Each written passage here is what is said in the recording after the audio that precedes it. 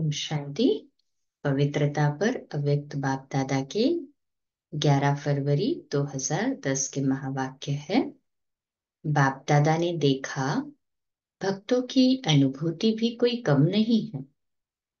आप जो प्रैक्टिकल में मना रहे हो, उसकी यादगार रूप में कितनी अच्छी विधि से यादगार बनाया है। आपने एक जन्म के लिए पवित्रता का व्रत लिया है। वे एक दिन का व्रत रखते हैं। आपका एक जन्म का पवित्रता का व्रत 21 जन्म चलेगा। Double underline. फिर 11 सितंबर 2009 की एक्सट्रैक्ट है साकार मुरली का। भगवान आत्माओं का बाप हमको पढ़ाते हैं, विनाश तो होने का ही है न? विनाश काले एक है विपरीत बुद्धि और दूसरे है विनाश काले प्रीत बुद्धि। आत्मा अलग है, जीव अलग है।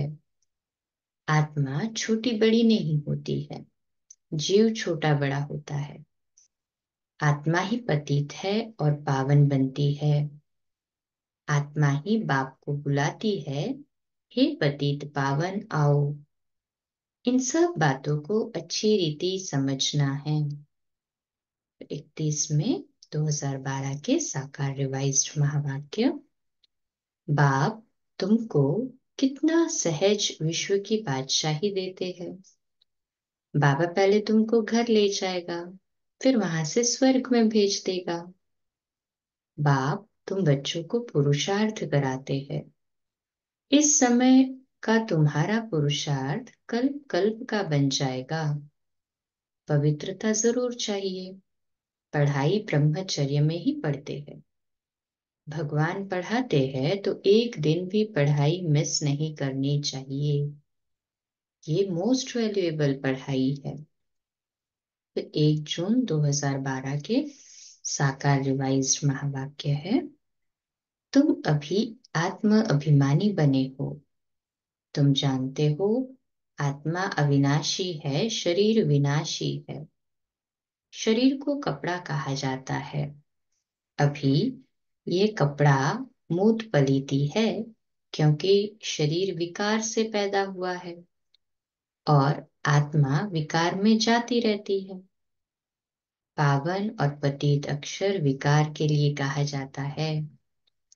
अभी बाप तुमको दुख से लिबरेट कर शांति धाम ले जाते हैं। फिर वहां से आकर नए सिर अपना पार्ट रिपीट करना है। फिर 27 दिसंबर 1974 के अव्यक्त बाप दादा के महावाक्य है। वरदाता द्वारा सर्व वरदानों में मुख्य 2 वरदान योगी भव और पवित्र भव है, जिनमें सर्व वरदान समाये हुए हैं। तो अपने से पूछो कि क्या मुख्य 2 वरदान स्वरूप बने हैं, अर्थात योगी भव और पवित्र भव इस विशेष कोर्स के स्वरूप बने हो। सप्ताह कोर्स का रहस्य इन 2 वरदानों में समाया हुआ है। जो भी यहाँ बैठे हो, उन सब ने सप्ताह कोर्स कर लिया है। कोर्स अर्थात फोर्स भर जाना। कोर्स तो किया पर फोर्स भरा है। मास्टर सर्वशक्तिवान अर्थात शक्ति स्वरूप।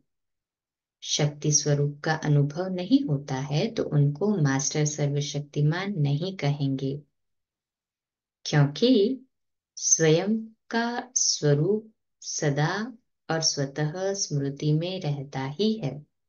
स्वयं का स्वरूप सदा और स्वतः स्मृति में रहता है। जैसे शरीर का कॉन्शियसनेस कितना पक्का हो गया था कि कोई नाम पुकारे, भले ही उस व्यक्ति का दूसरा, उस नाम का दूसरा कोई व्यक्ति हो, तो भी पीछे मुड़ के देख लेते थे। तो बाबा कहते हैं आत्मा का भी कॉन्शियसनेस इतना ही गहरा हो जाए कि स्वयं का स्वरूप स्वतः और सदा स्मृति में रहे।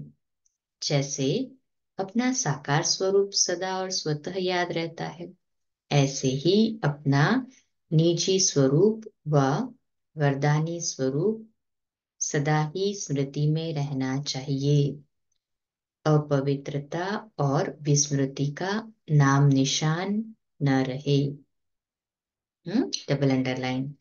अपवित्रता और बाप की विस्मृति का नाम निशान न रहे। इतना अंदर कूट कूट कर बाबा की याद और प्योरिटी की शक्ति भरती जाए। अच्छा, कल रात्रि क्लास को कंटिन्यू करेंगे 9:15 बजे। कल सुबह अमृत वेला मेडिटेशन 3:30 से 4:30 और प्रातः मुरली क्लास 4:45 बजे। ओम शांति।